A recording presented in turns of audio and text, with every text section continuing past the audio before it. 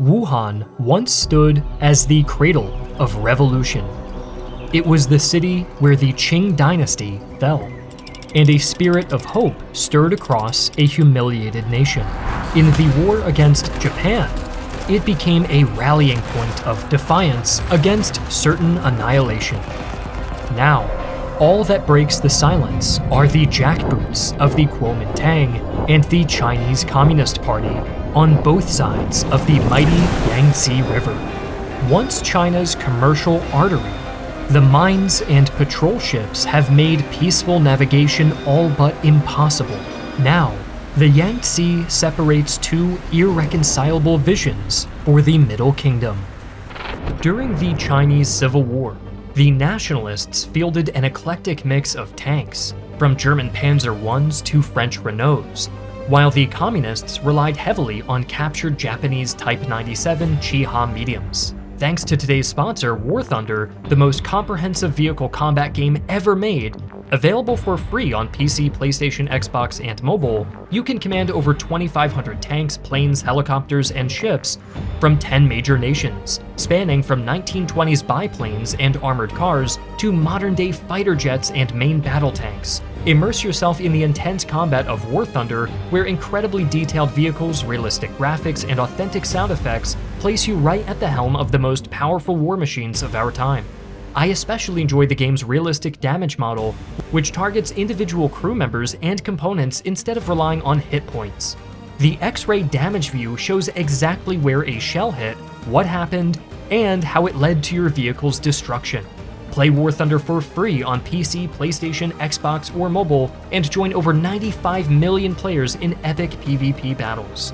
Use our links in the description to sign up, and for a limited time, new and returning players who haven't played in 6 months will receive a massive bonus pack across PC and consoles, an exclusive Eagle of Valor vehicle decorator, 100,000 silver lions, and 7 days of premium account.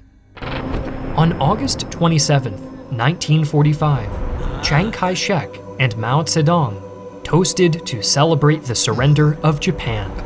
Even with their mutual distrust, American mediation finally brought the two men together. The peace was a fiction, both sides rearmed in secret, preparing for war even as they smiled across the negotiating table. Not long after, the talks in Chongqing and Nanjing inevitably broke down. It quickly became clear that the communists were using their time far more effectively than the nationalists. The Kuomintang, mighty as it was on paper, was paralyzed in practice. The ruling party was thoroughly corrupt, incapable, and unlikable. Nationalist forces treated former collaborators from Wang Jingwei's puppet regime with suspicion and brutality, pushing many straight into the open arms of the communists.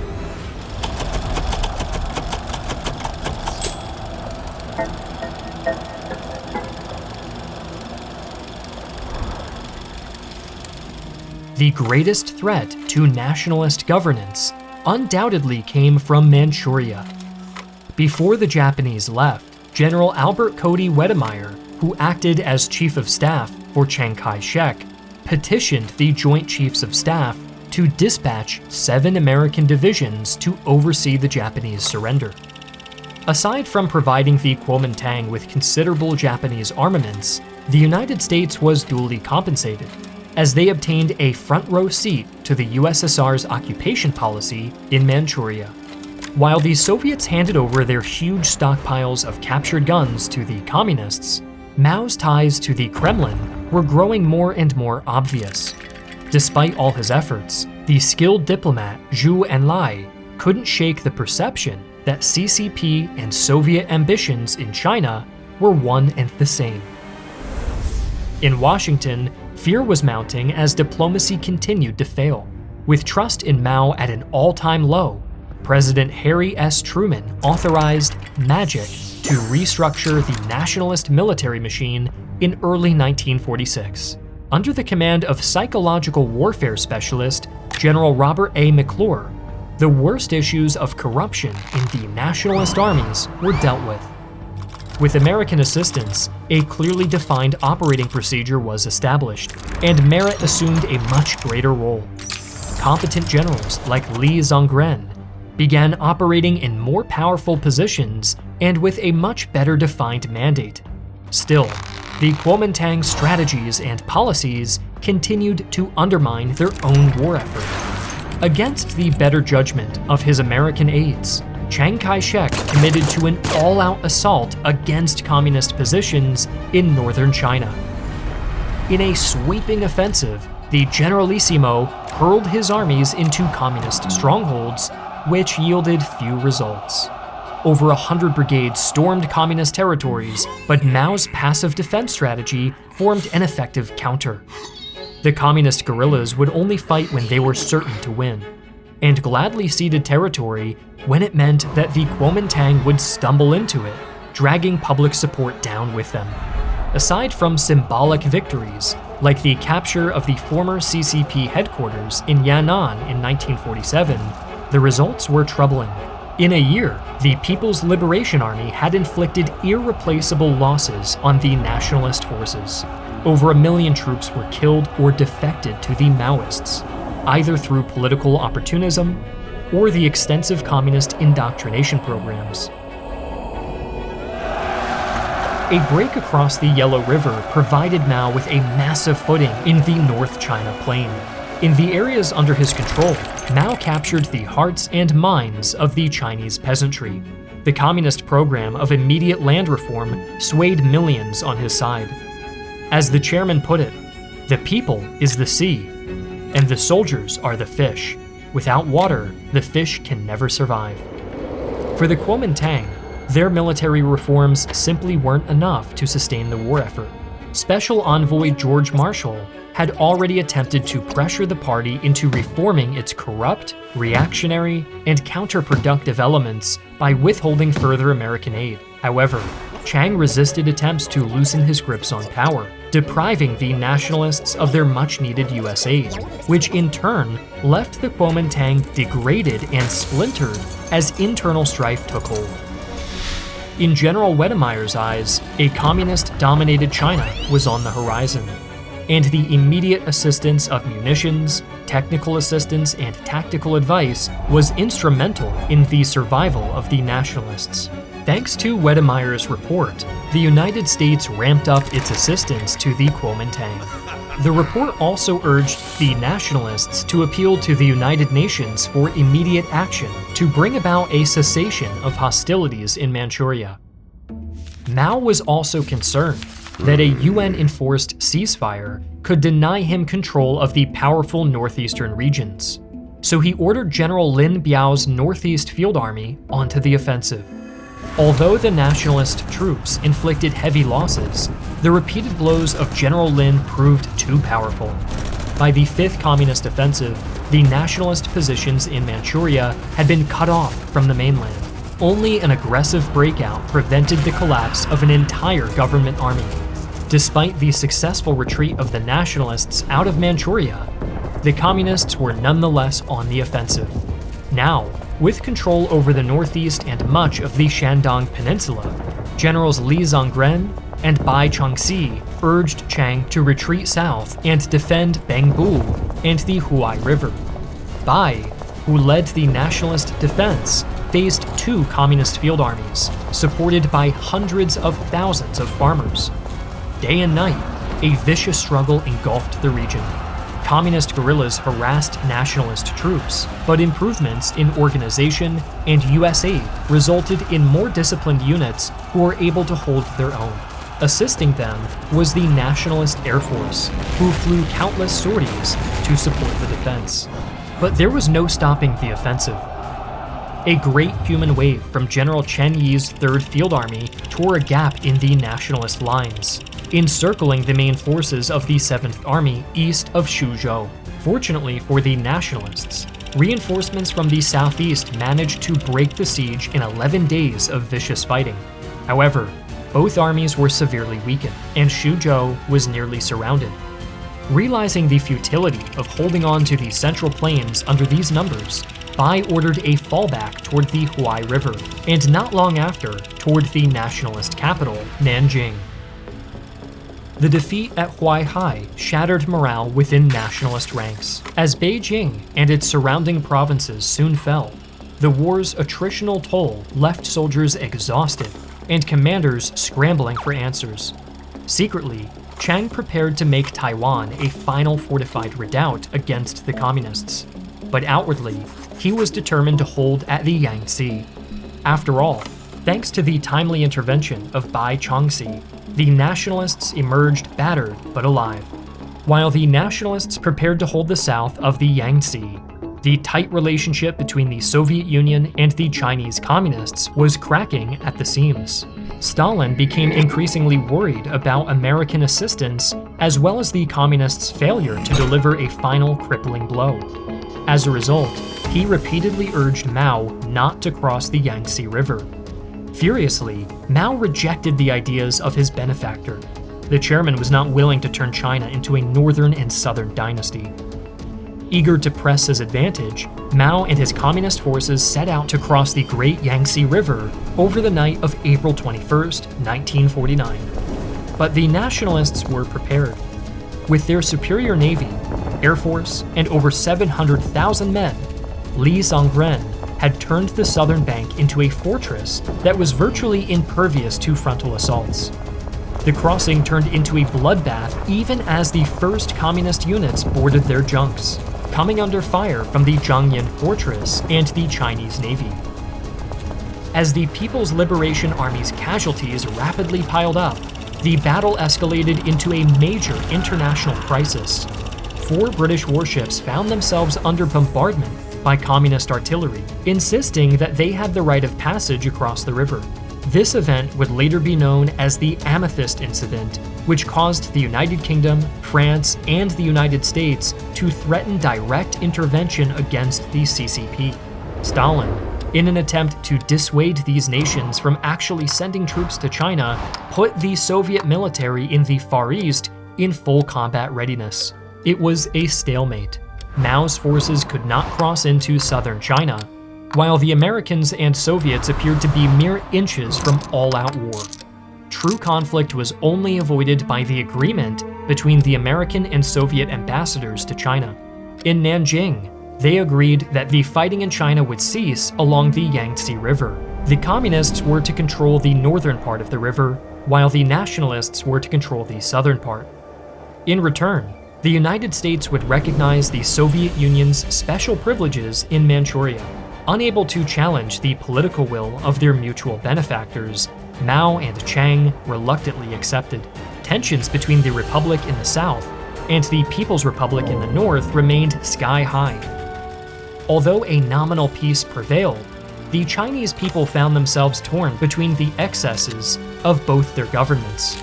In the north, Mao's relentless land reform movement and campaign to suppress counter-revolutionaries led to the deaths and arrests of millions, while Chiang's White Terror had similar effects.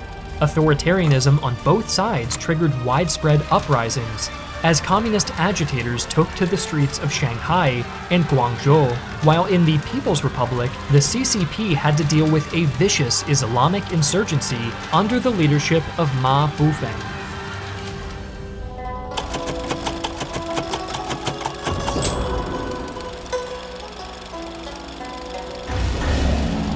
The war situation has developed, not necessarily to Japan's advantage.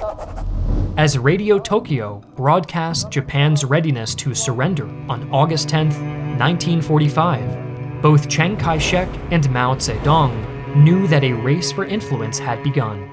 Only 11 days later, before any formal surrender ceremony had even taken place, communist guerrillas launched bold offensives, attempting to seize control of Shanghai, Wuhan, and Tianjin.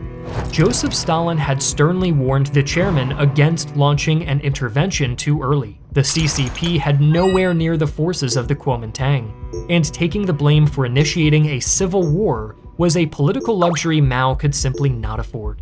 But the chairman was undeterred. In his mind, Stalin's misplaced conservatism prevented the CCP from making a true revolution.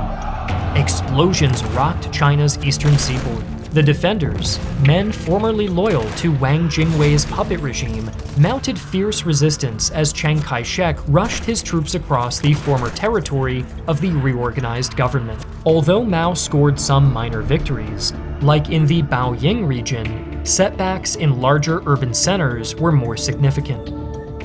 The communists were unable to break the beleaguered defenders before the Kuomintang, with considerable American logistical aid, reinforced their positions. By September 9th, Japanese General Yasutsugo Okamu formally surrendered to Chiang's deputy in the auditorium of the Central Military Academy in Nanjing. At this stage, two things were undeniable: a full-scale resumption of the Chinese Civil War had begun, and the communists were to blame. For President Truman, the chaos of 1945 demanded clarity. He dispatched a mission, led by George Marshall, to determine how to achieve a unified democratic China. Marshall initially believed a ceasefire and a restored United Front could accomplish this. But with the August offensives already ruining any chance of peace and reconciliation, he concluded a united China with the communists was unrealistic. Many Americans feared direct US intervention would provoke Soviet involvement. Nonetheless, to aid the nationalists, Truman ramped up support for the Kuomintang. Military aid and advisors permeated the Kuomintang's government and command structure, while Marshall reluctantly became Chiang Kai-shek's advisor. At his insistence, the Kuomintang slowly implemented fiscal, political, and anti-corruption reforms. The relationship between the two men was nevertheless troubled. Marshall saw Chiang as a stubborn autocrat, while Chiang was hardly ready to allow Marshall to set his strategy. The Generalissimo was still traumatized by his fierce rivalry with the American commander in China, Burma, and India, Joseph Stilwell, whom Marshall had strongly supported. Marshall's tenure as Chiang's main advisor didn't last long. When he was promoted to serve as Secretary of State in January of 1947, Albert Wedemeyer replaced him as Chiang's personal advisor. The two men had a far better relationship. Wedemeyer's deep anti-communist convictions, as well as his successes against Japan in the Second World War, earned him a much greater sense of trust by the Generalissimo. With Wedemeyer's help, Chiang went further. The April 1947 government reorganization purged many of the most corrupt and reactionary elements in Nanjing. By November, a new constitutional government was formed. Guided by American advisors and investments, the economy slowly but surely began to recover. All across nationalist-held China, inflation decreased, and the reconstruction of communications, mines, and industries provided much-needed economic revenue. As schools, newspapers, and public welfare activities reopened, Chiang publicly initiated the first, careful steps toward land reform. While Kuomintang reforms progressed slowly, military reorganization under US guidance paid off. In March 1947, Yan'an fell to nationalist forces. The situation in Manchuria remained perilous. Eager to seize the initiative, nationalists launched a powerful attack between Chengde and Jinzhou in May 1947. Though communists resisted fiercely, they temporarily abandoned the area to nationalist armies under Bai Chongxi. Despite Mao's land reform popularity and propaganda, communists lacked support to resist concentrated nationalist assaults. Their popularity was hampered by Kuomintang's reforms and lingering blame for plunging China into chaos in 1945. Though far from defeated in Manchuria, the communists were rapidly losing momentum in a war where defeat engenders defeat. There had been few major victories, and the KMT's agenda undermined the CCP's platform.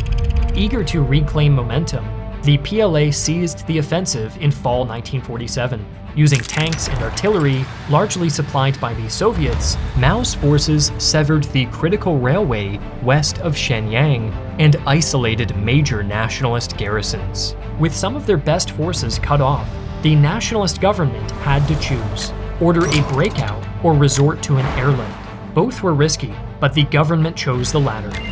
even when the airlift relied almost entirely on American forces to resupply nationalist strongholds.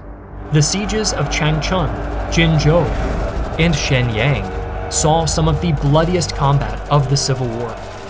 Fierce house-to-house fighting reminded many nationalist veterans of the brutal defense for Shanghai 10 years prior. Communist artillery thundered overhead, while Kuomintang planes flew sortie after sortie to assist defenses and guarantee supplies. The situation was precarious, since the winter freeze only added to the miserable conditions on both sides. Mao did not get the victory he desperately needed. With the tactical momentum in Manchuria stalling, the communists decided on a gambit. Mao shifted focus to the southwest. Communist forces steadily gained ground near the Shandong Peninsula and surrounding provinces. If they could overwhelm nationalist defenses, it would consolidate control north of the Yangtze, cut off Beijing, and make continued air support to Manchurian cities impossible. In March 1948, communist forces struck with full force, launching wave after wave against nationalist strongholds across the northern plains. The continued defense of the three besieged cities offered enormous propaganda boosts for the nationalists, invigorating their morale. So when waves of guerrilla fighters barreled down on defenders near the Huai River and Beijing, the men were motivated to stand firm. Mao's forces battered nationalist positions around the Shuzhou, but Chiang's men would not budge. Again, Kuomintang air superiority proved crucial. In one incident, a flanking maneuver by General Chen Yi was narrowly spotted by aerial reconnaissance, enabling the nationalist Second Army to deliver a crushing counterattack. An entire communist army, 170,000 strong, was annihilated, and Chen Yi was killed. With Chen Yi's defeat, the Kuomintang launched a full-scale counteroffensive. The communist lines were in disarray, as they failed to find a clear response. With support from Huang Wei's 12th Army from the west, nationalist forces swept through the plain, seizing vast territories across Henan and Shandong. With nationalists arriving in force to support Beijing and Tianjin's defense, Mao realized the precarity of his position, retreated behind the Great Wall east of the capital, hoping to turn the momentum there. The nationalists advanced far faster than expected. Communist commanders had predicted it would take weeks for Chiang's forces to reach the Great Wall. Instead, they arrived in just 20 days. The nationalists advanced steadily along the inner gulf of the Bohai Sea, retaking all the strongpoints along the Tianjin-Shenyang railroads that the communists had taken the year prior. Without adequate time to prepare a united defense, communist forces were pushed back time and time again by the relentless firepower of the Kuomintang's newly invigorated army. Simultaneously, a large nationalist force, reinforced by the garrison in Beijing, veered northwest in an attempt to seize the logistics hub of Chengdu. Although the harsh, mountainous terrain favored the Red defenders, concentrated aerial bombardment softened defenses enough for nationalist troops to penetrate southwest of the city. Communist forces scrambled to contain the breach, but the military superiority of US-trained and supplied Kuomintang units was too powerful to overcome. Entire divisions switched alignments to the nationalists, jeopardizing any attempt by the PLA to restore front lines at the Great Wall. The southern thrusts of the nationalists advanced far less rapidly. Entrenched communists made the nationalists pay in blood for every stretch of ground gained. But Chiang, adamant that a decisive victory was within reach, ordered his armies to continue. With the communists failing to wrest control of Shenyang, Mao had unlimited reinforcement options. Here was an opportunity to encircle and destroy the communists. In July 1948, the nationalist armies engaged the PLA in a crucial battle at Shanhai Pass, where the Great Wall of China meets the sea. The communists were entrenched and numerous. As a result of the Generalissimo's impatience, nationalist armies suffered staggering casualties attempting to break through.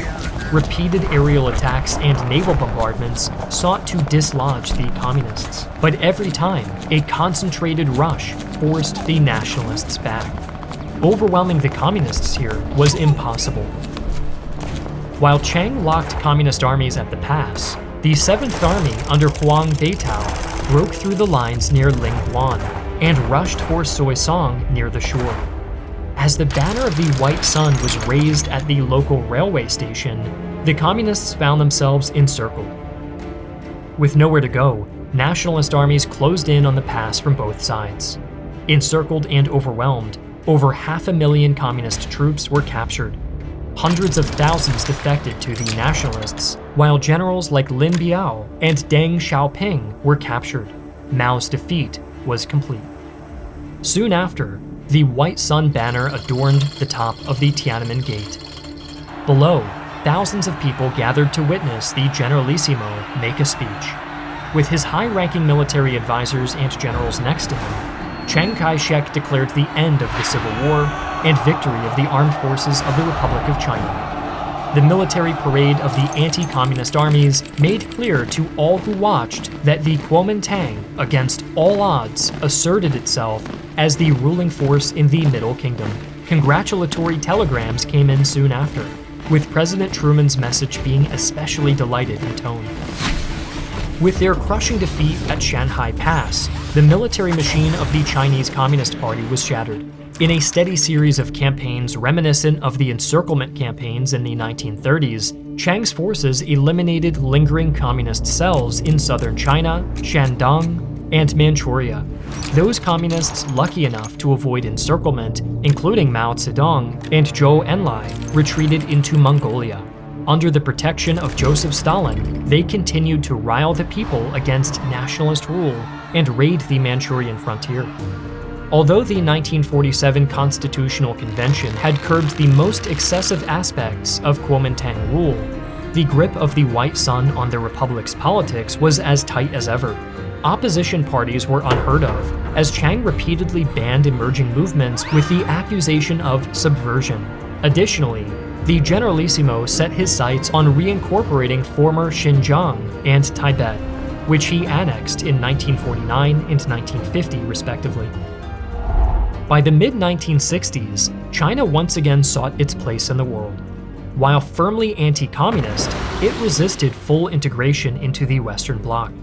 Instead, the Republic of China pursued a place in the world as a great power, free from imperialist influences. Relations with the United States remained amiable on the surface, while ties with the United Kingdom, France, and Portugal were tense. None were as strained, however, as the outright hostile relationship with the Soviet Union.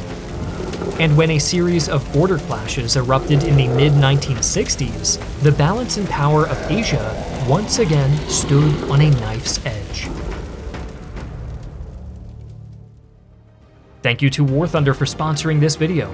Play for free on PC, PlayStation, Xbox, or mobile by using my links in the description. For a limited time, new and returning players that haven't played in 6 months will also receive a massive bonus pack across PC and consoles, including multiple premium vehicles and other goodies.